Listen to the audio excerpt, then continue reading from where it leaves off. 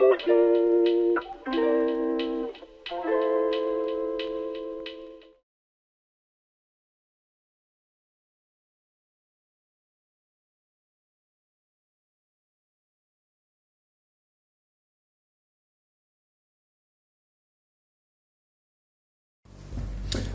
teman-teman semuanya, selamat siang, malam, atau kapanpun teman-teman semua mengakses video saya. Dan pada kesempatan kali ini, saya ingin membicarakan salah satu topik yang mungkin mayoritas dari teman-teman semua itu sudah pikirkan, yaitu apa? Eksistensi dari Pancasila. Nah, saya menemukan sebuah artikel milik Bapak Hasanuddin Wahid dengan judul Membumikan dan Mengglobalkan Pancasila, yang ternyata cukup dekat dengan topik yang sedang saya angkat. Dalam artikel tersebut, Bapak Hasanuddin Wahid menyatakan bahwa untuk bisa membumikan Pancasila, ada banyak tantangan besar yang harus dilewati. Dan sudah seharusnya bangsa Indonesia itu tidak boleh diam saja dan hanya menyaksikan saja. Melainkan kita itu harus berusaha keras untuk bisa membumikan Pancasila. Dan dalam artikel tersebut juga dibahas bahwa kita bangsa Indonesia sebenarnya sudah dibekali dengan sebuah senjata yang sangat sakti, yaitu apa? Bhinneka Tunggal Ika. Nah, kita harusnya memandang kebinekaan itu sebagai kekayaan dan juga kekuatan, bukan sebagai kelemahan dan juga celah untuk terpecah belah. Nah, memang di satu sisi kita juga harus menjaga kualitas hubungan kita secara internal dengan golongan-golongan kita. Tapi jangan melupakan fakta bahwa kita juga harus menjaga hubungan kita secara eksternal dengan menjaga dan menghargai kebutuhan publik. Nah, lalu ketika kita melihat arus globalisasi yang begitu kencang, kita harus bisa membentengi moral kita dengan memanfaatkan nilai-nilai Pancasila sebagai filter untuk memilih nilai-nilai yang kita dapatkan dari luar. Nah, bukan berarti kita tertutup, atau bukan berarti kita itu tidak mau beradaptasi dengan arus dinamika dunia, tetapi kita hanya memilah yang baik yang mana, yang tidak yang mana. Setelah itu semua berhasil kita lakukan, dalam artikel ini diberitahu bahwa barulah kita melakukan yang namanya gerakan Go Global atau Go Internasional dengan memperkenalkan Pancasila ke bangsa-bangsa lain. Kita harus menyebarkan fakta bahwa nilai-nilai Pancasila itu merupakan nilai universal dan dapat diadopsi oleh bangsa-bangsa lain. Nah, hal ini berarti bahwa Pancasila itu merupakan ideologi yang dapat mengubah dunia agar bisa lebih beradab, damai, dan sejahtera. Nah, Pancasila pun sebenarnya sudah diakui oleh berbagai kalangan tokoh dunia. Nah, seperti pada hari Kamis, tanggal 3 Mei 2018 lalu, Imam Besar Mesir, Sheikh Ahmad Muhammad At-Taib, memuji ideologi Pancasila. Menurut beliau, ideologi Pancasila terbukti mampu menjaga kerukunan antar umat beragama.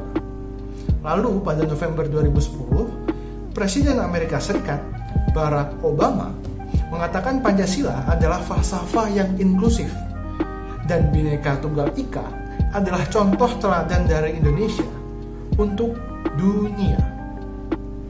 Tidak hanya itu, Paus Benediktus XVI dalam pidatonya menyebut Pancasila sebagai ideologi yang relevan untuk masyarakat secara global. Namun tidak berhenti di situ. Ada salah satu artikel yang juga saya baca dari goodnewsfromindonesia.id yang juga mengulas bagaimana diakuinya Pancasila di mata internasional. Seperti di Kongres Amerika Serikat pada 17 Mei 1956, Insinyur Soekarno diminta untuk mengemukakan 5 sila tersebut dan beliau langsung mendapatkan tepuk tangan yang sangat meriah. Dan pakar ilmu politik dari Jerman, Profesor Thomas Mayer, mengutarakan bahwa Pancasila adalah ideologi terbaik di abad 21. Dan tidak sampai di situ, Pancasila itu juga menerima pujian dari berbagai komunitas dunia. Salah satunya adalah komunitas dari San Egidio yang memiliki kantor pusat di Roma, Italia. Kita itu harusnya bangga dengan keberadaan Pancasila. Namun pertanyaannya, untuk mengglobalkan atau bahkan hanya untuk membumikan saja di Indonesia, apakah mudah? Jawabannya belum tentu. Secara filosofis, ideologi Pancasila memang sudah mencapai titik finalnya. Artinya rumusan Pancasila yang sekarang itu adalah paling ideal dan paling sesuai dengan kondisi bangsa Indonesia. Namun, tantangan utama dari ketahanan ideologi Pancasila bukan saja datang dari penyokong ideologi yang bertentangan seperti komunisme, melainkan juga datang dari pendukungnya sendiri yang tidak menghayati nilai-nilai Pancasila secara konsisten dan komplit atau lengkap. Seakan hanya setengah-setengah dalam mengamalkannya. Nah, kenyataannya terhanyut oleh arus globalisasi dan cenderung menghayati gaya hidup liberal, seraya meninggalkan nilai-nilai Pancasila dan banyak dialami oleh bangsa-bangsa Indonesia. Dan Pancasila itu sebenarnya pada praktiknya itu belum bisa diamalkan secara komplit dan konsisten. Dan bahkan itu banyak sekali penyelewengannya atau penyalahgunaannya, atau bahkan tidak diamalkan sama sekali. Contohnya sila pertama, ketuhanan yang Maha Esa. Seperti sila pertama, ketuhanan yang Maha Esa, banyak orang yang mengabaikan ajaran agamanya dan malah bertindak secara radikal terhadap keberadaan sebuah agama. Pada dasarnya semua agama itu adalah baik dan benar. Namun, individunya saja yang salah mengartikan dan mungkin membuat konflik antar umat beragama ini lahir. Nah, orang-orang yang egois dan hanya mementingkan kepentingan golongan agamanya saja tanpa melihat dampaknya terhadap golongan agama lain adalah orang yang sudah pasti tidak memahami makna sila pertama dalam Pancasila. Lalu lanjut ke sila kedua, kemanusiaan yang adil dan beradab. Angka kasus kekerasan dalam rumah tangga, kriminalitas, pembunuhan, dan aborsi semakin hari semakin meningkat. Nah, banyak orang yang masih tidak bisa menghargai hidup sesamanya manusia. Nah, untuk alasan apapun, tidak pernah dibenarkan tindakan menyiksa atau bahkan membunuh hidup seseorang tanpa adanya keputusan hukum. Dan orang-orang yang melakukan itu berarti tidak memahami makna dari sila kedua Pancasila, kemanusiaan yang adil dan beradab. Kemudian sila ketiga, persatuan Indonesia.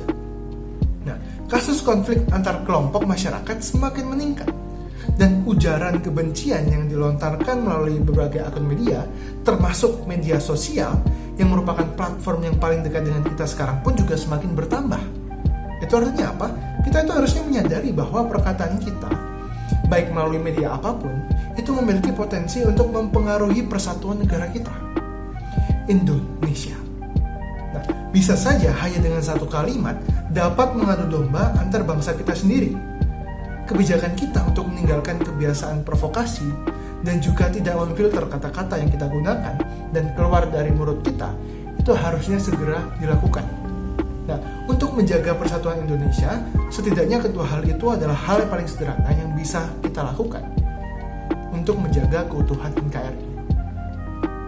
Lanjut ke sila keempat, yaitu kerakyatan yang dipimpin oleh hikmat kebijaksanaan dalam permusyawaratan perwakilan. Nah, beberapa kasus praktik politik uang dan politik identitas itu tidak jarang ditemui di berita. Hal ini mencerminkan betapa nilai dari sila keempat tidak sepenuhnya diamalkan. Jika mereka, pemimpin yang duduk di kursi kendali, masih saja bisa disuap dan masih sewenang-wenang, bagaimana kita yang tidur di lantai negara? Bagaimana nasib kita yang ada di bawah? Dan orang-orang atau pemimpin-pemimpin yang mungkin melakukan korupsi, nepotisme, atau kolusi, itu tidak mungkin memahami makna dari sila keempat dari Pancasila.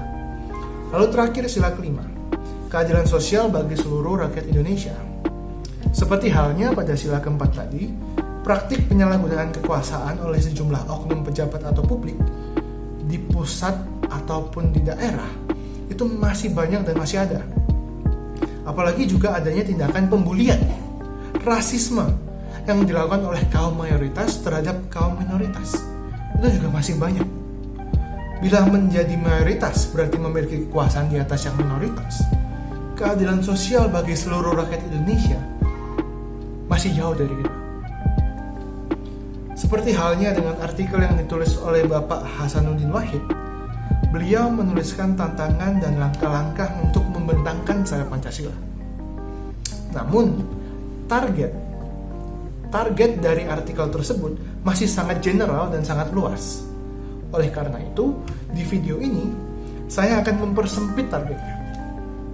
Nah, sekedar catatan kecil saja untuk menyimpulkan konten dari video ini, saya ingin menyampaikan bahwa kita, bangsa Indonesia, khususnya teman-teman saya yang sesama mahasiswa, punya tenaga yang lebih untuk menjaga eksistensi dari Pancasila, dasar negara di mana kita lahir.